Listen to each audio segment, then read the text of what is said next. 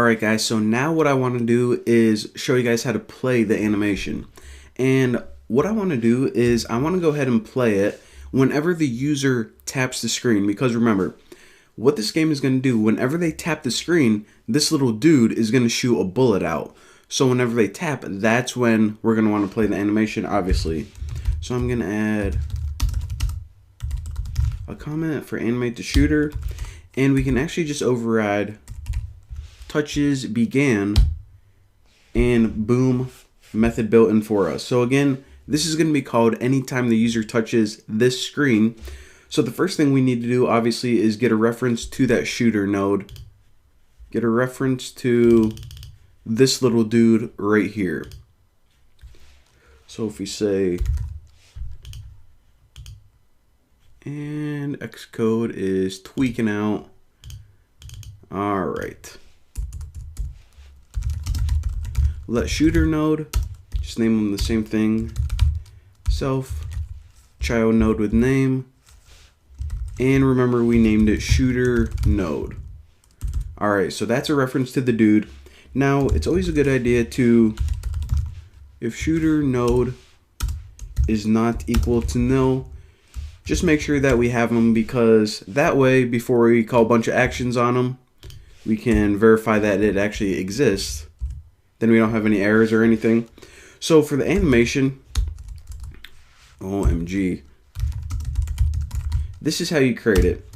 So SK action animate with textures, and it takes two parts. The first part is saying, all right, an animation is pretty much a list of images and I need to play them for a certain period of time. So first, give me a list of images. Well, look at that. We already have one called shooter animation that we built in the last tutorial. Now, time per frame is the second piece of data. How long do you want me to play those images for? And you might want to have it like less than 0.1. So this is a tenth of a second.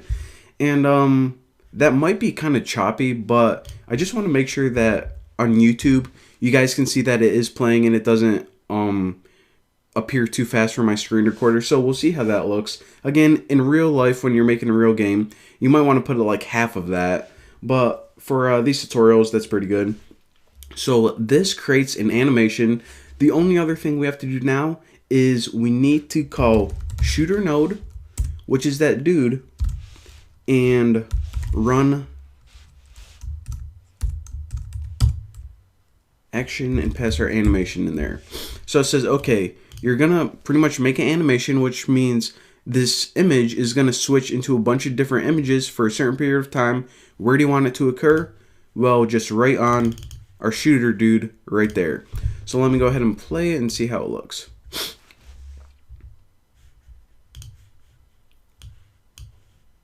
Alright, so now hopefully whenever we click in our shooter scene, check out what happens. And actually, let me slow him down because I'm not sure how this is going to appear. So I'm going to put it at 1/4 of a second. But again, you never want to do this in a real game. You would probably want it like 0.05 or 0.06 or something. But just so you guys can definitely see. Alright, so obviously we still need to make the bullets come out and have them actually travel across the screen and shoot some balls, but right now we got that backfire effect, and whenever we click, he is shooting. So pretty sweet. That is how you build a really simple animation. So now we can continue with the rest of the logic of the game.